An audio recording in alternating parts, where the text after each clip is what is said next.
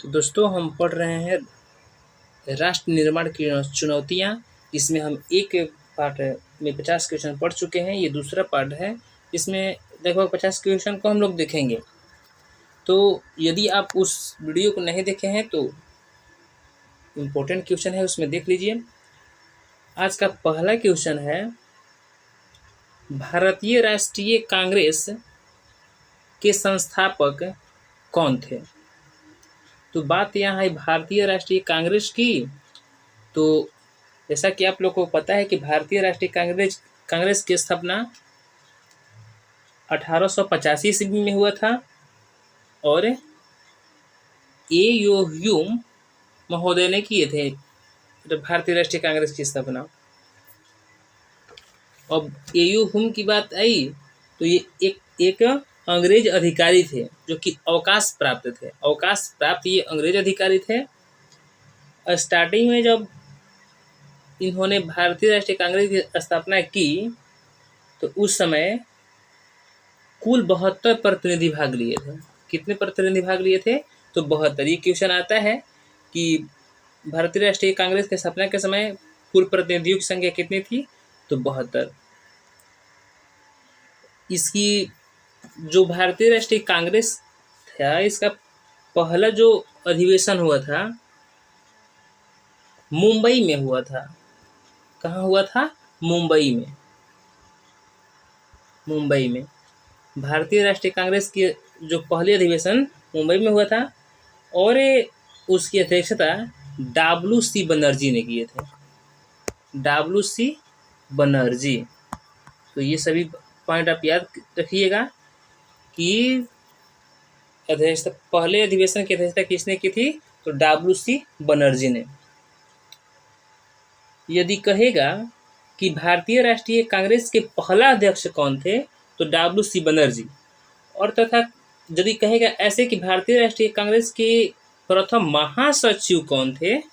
महासचिव की बात कहेगा तो महासचिव जो थे, महासचिव ये थे ए.ओ. ह्यूम। यदि भारतीय राष्ट्रीय कांग्रेस के प्रथम अध्यक्ष के बारे में कहा जाएगा तो ये डब्ल्यू.सी. बनर्जी को कहा जाएगा। और अध्यक्षता इन्होंने की थी डब्ल्यू.सी. बनर्जी ने। और प्रथम महासचिव की बात कहेगा तो ए.ओ. ह्यूम। चलिए अगले क्वेश्चन की तरफ बढ़ते हैं। कह रहा है कि इंग्लैंड का वर्तमान प्रधानमंत्री कौन है? तो ये तो करंट की बात है, इसलिए इसको छोड़ते हैं।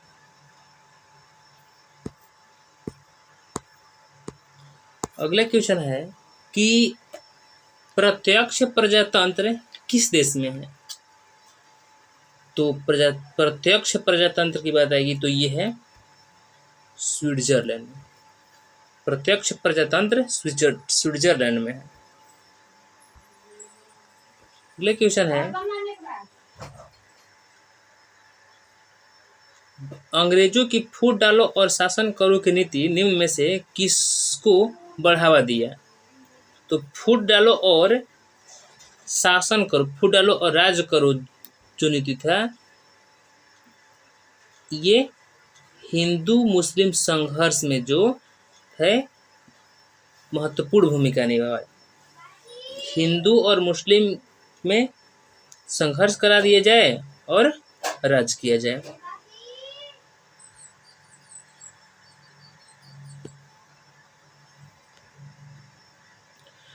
महात्मा गांधी प्राण त्यागने के समय निम्न में से किस शब्दों का संबोधन किए थे?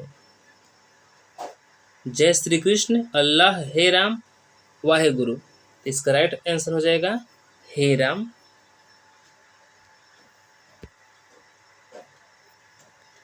हैदराबाद का भारतीय संघ में विलय किस प्रकार हुआ था? स्टार्टिंग में हम बताए हैं इस सभी के बारे में। तो देखिए ऑप्शन है A, B, C, D। तो हैदराबाद का बलपूर्वक मिलाया गया था हैदराबाद को। अगर भारत में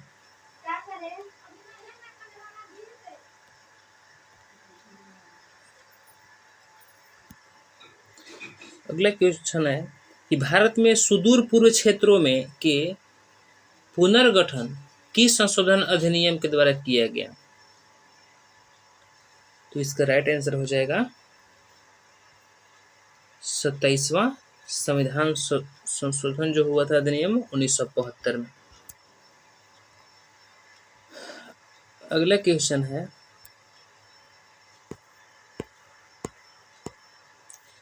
द्विराष्ट्र सिद्धांत का प्रतिपादन किस दल या संगठन से संबंधित है? द्विराष्ट्र, तो इसका राइट आंसर हो जाएगा मुस्लिम लीग। द्विराष्ट्र का मतलब कि दो राष्ट्र होना चाहिए, हिंदुस्तान और पाकिस्तान।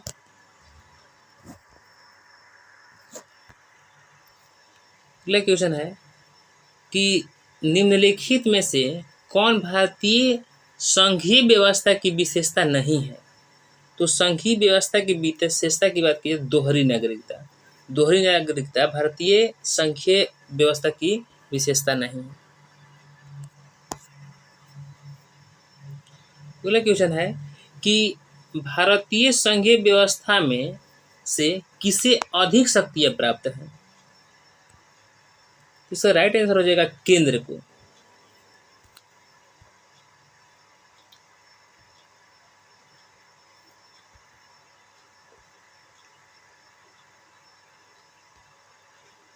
अगला क्वेश्चन है कि किस राज्य को हाल में विभक्त कर भारत के 29वें राज्य के रूप में तेलंगाना की स्थापना की गई है?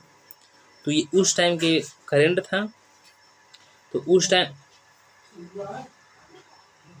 उस टाइम आंध्र प्रदेश को तोड़ करके और तेलंगाना राज्य की स्थापना किया गया था। अगला है कि केंद्र राज्य संबंधों में प्रमुख अड़चनें क्या रही है? केंद्र और राज्य के संबंध में प्रमुख जो अड़चनें हैं उसमें है राज्यपाल की भूमिका, अनुच्छेद 356 और राज्यों की केंद्र पर निर्भरता, यानी कि ये सभी। इसका राइट आंसर हो जाएगा ये सभी।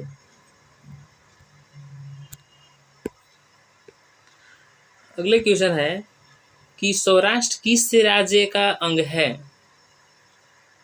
तो इसका राइट आंसर हो जाएगा गुजरात का।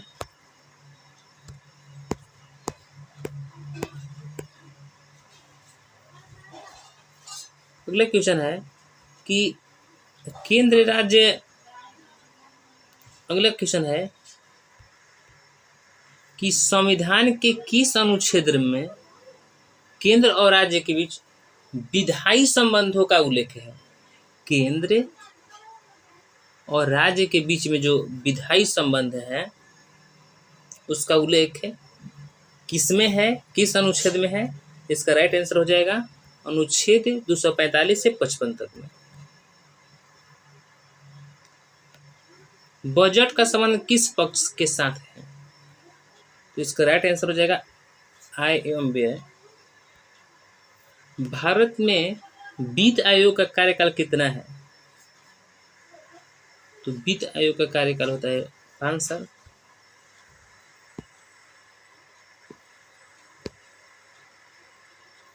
नवोदित राष्ट्र का सबसे पहला कार्य क्या होता है? नवोदित राष्ट्र का सबसे पहला कार्य जो होता है राष्ट्र का निर्माण करना।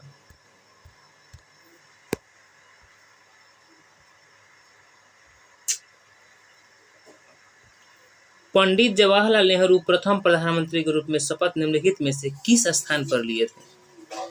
तो इसका राइट आंसर हो जाएगा लाल किले।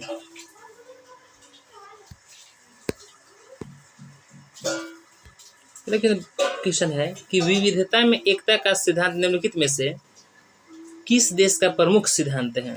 विविधता में एकता, इसका राइट आंसर हो जाएगा भारत। विविधता में एकता भारत में है। भारत में लोकतंत्र की बहाली के बाद भारतीय नागरिकों को अधिकार प्राप्त हुए, तो ये हो जाएगा मौलिक अधिकार में के द्वारा कि मतदान का अधिकार कि जन प्रतिनिधि चुनने का अधिकार के उपयुक्त में से सभी। तो इसका राइट आंसर हो जाएगा उपयुक्त में से सभी।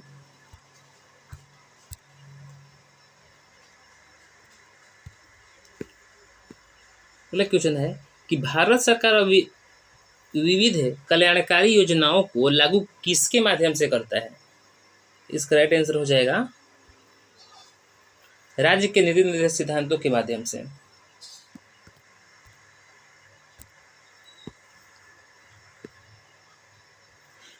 माउंट बेटन योजना का संबंध निम्नलिखित में से किससे है? तो ये हो जाएगा भारत का विभाजन से।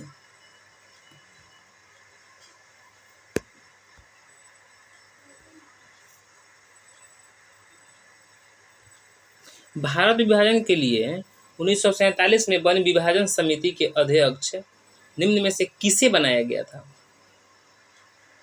तो इसका राइट आंसर हो जाएगा वायसराय को।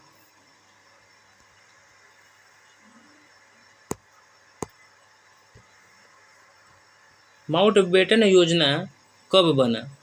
स्मॉल डेट के साथ बताना है। इसका राइट आंसर 3 जून 1947 को।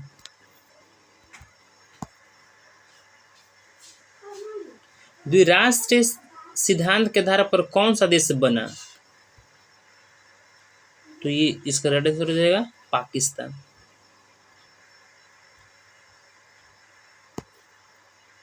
पाकिस्तान निर्माण की मांग प्रथम बार कब की गई थी? 1940 ईस्वी में।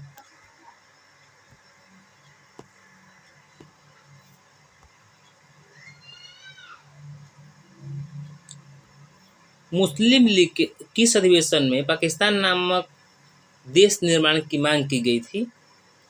इसका राइट आंसर हो जाएगा लाहौर अधिवेशन 1940 में। 1940 में कौन सा अधिवेशन? तो लाहौर अधिवेशन। राज्य का पुनर्गठन आयोग कब बना? इसका राइट आंसर हो जाएगा 29 दिसंबर 1953 ईस्वी को। राज्य पुनर्गठन आयोग के अध्यक्ष कौन थे? तो इसका राइट आंसर हो जाएगा आपको सैयद अली।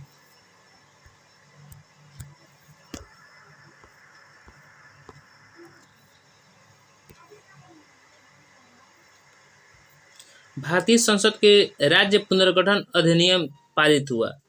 भारतीय संसद से राज्य पुनर्गठन अधिनियम जो है कब पारित हुआ था? तो इसका राइट आंसर हो जाएगा 1956 में।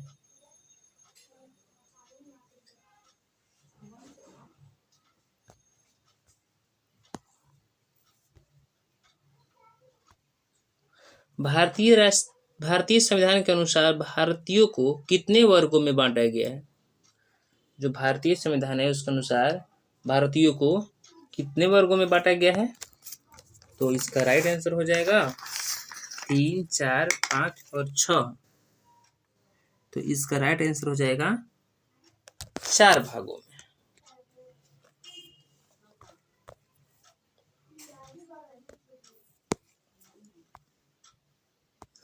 अगला क्वेश्चन है कि भारतीय संविधान द्वारा राज्यों की सीमाओं में परिवर्तन करने, नाम बदलने एवं नए राज्यों का निर्माण करने का अधिकार किसे प्रदान किया गया है? तो इसका राइट आंसर हो जाएगा संसद को। अगला है राज्य पुनर्गठन आयोग ने अपना प्रतिवेदन भारत सरकार को कब सौंपा? तो इसका राइट आंसर हो जाएगा ऑप्शन नंबर सी यानी कि 1955 ईस्वी को। 1955 ईस्वी को राज्य पुनर्गठन आयोग ने अपना प्रतिवेदन भारत को सौंप दिया था। अगला क्वेश्चन है कि स्वतंत्रता प्राप्ति के समय भारतीय संघ में राज्यों की संख्या कितनी थी? तो ये क्वेश्चन गलत है, ऑप्शन इसमें गलत है। वर्तमान में कहेगा तो वर्तमान में 28 राज्य हैं, लेकिन स्वतंत्रता प्राप्ति के समय कहेगा तो स्वतंत्रता प्राप्ति के समय 14 राज्य तथा 6 केंद्र शासित प्रदेश था। 14 राज्य और 6 केंद्र शासित प्रदेश। याद रखिए स्वतंत्रता प्राप्ति के समय 14 को राज्य तथा 6 केंद्र शासित प्रदेश था। ये ऑप्शन ही गलत है। 28 वर्तमान समय में यदि कहेगा तो वर्तमान समय में आंसर ये सही है 28 राज्य, लेकिन स्वतंत्रता प्राप्ति समय में ये गलत है।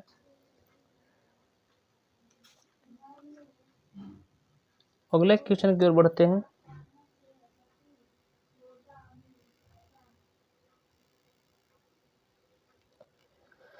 राज्य पुनर्गठन अधिनियम लागू होने के बाद भारत को 2 इकाइयों में विभाजित किया गया। ये इकाइयां निम्नलिखित में से कौन है?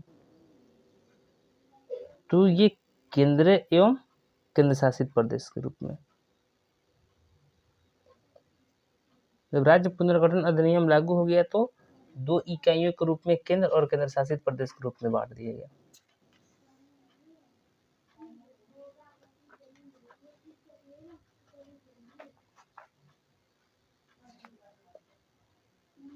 अब यहाँ आप लोगों को से यदि ये प्रश्न पूछा जाए कि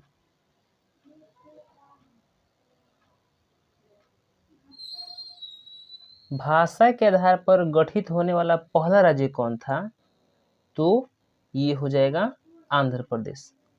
1 अक्टूबर 1953 ईस्वी को भाषा के आधार पर पहला राज्य के रूप में आंध्र प्रदेश का गठन किया गया था।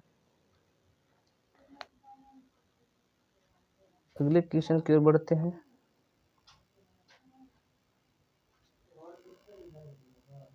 रजवाड़ों को भारतीय संघ में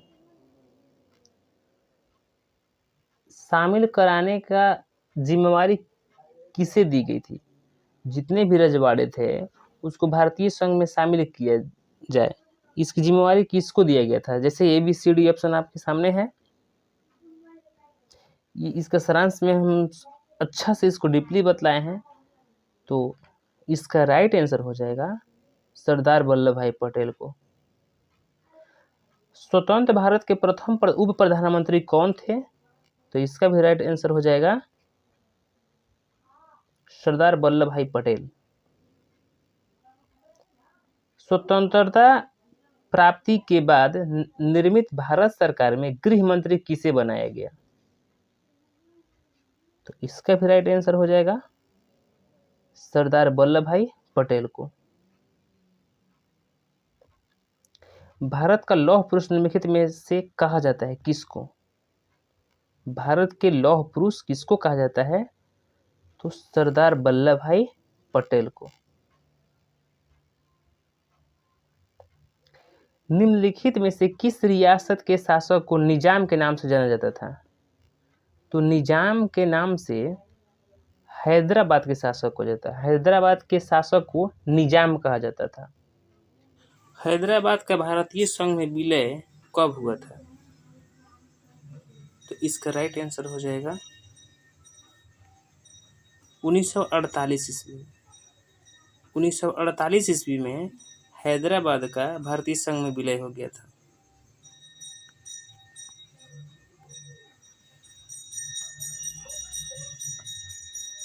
संविधान, अगला क्वेश्चन है, मणिपुर रियासत का भारतीय संघ में विलय कब हुआ था? तो इसका राइट आंसर हो जाएगा 1948 में ही। 1948 में 2 मणिपुर का भी और हैदराबाद दोनों का विलय हुआ था। किस रियासत के राजा को प्रधानमंत्री कहा जाता था? इसका राइट आंसर हो जाएगा जम्मू कश्मीर। जम्मू कश्मीर रियासत का भारतीय संघ में विलय कब हुआ था? तो ये भी हुआ था 1948 में भी।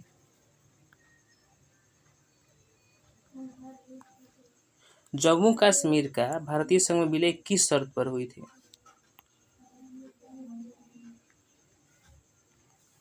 तो ये ABCD सामने है। जम्मू कश्मीर के स्वायत्तता पर।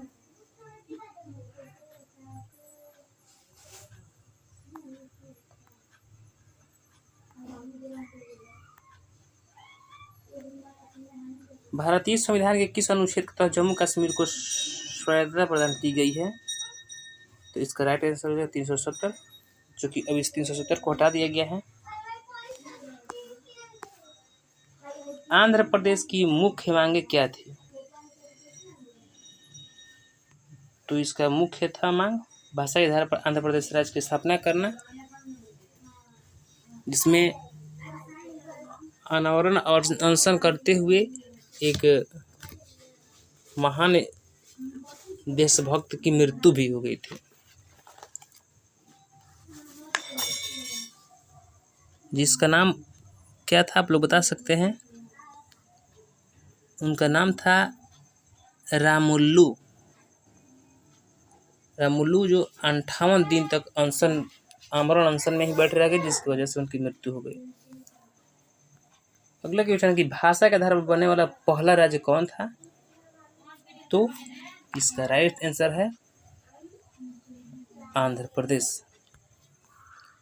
भाषा के आधार पर आंध्र प्रदेश राज्य कब बना?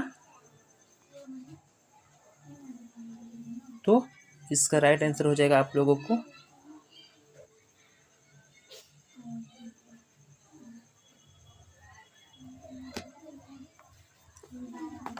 52 और 53 दोनों है, तो 1953 ईस्वी में। इसका राइट आंसर हो जाएगा 1953 ईस्वी में। और स्मॉल डेट कहेगा तो 1 अक्टूबर 1953 ईस्वी को आंध्र प्रदेश राज्य का गठन कर दिया गया। और आज का लास्ट क्वेश्चन है, भारत भाषा के आधार पर राज्यों के गठन आयोग का नाम क्या था? तो इसका नाम हो जाएगा राज्य पुनर्गठन आयोग। ये रहा 100 क्वेश्चन। यदि इसी प्रकार का आप लोगों को वीडियो चाहिए तो चैनल को सब्सक्राइब करें। यदि वीडियो अच्छा लगे तो लाइक और शेयर करें, ताकि आपके सभी मित्रों के पास पहुंचे ये वीडियो। धन्यवाद।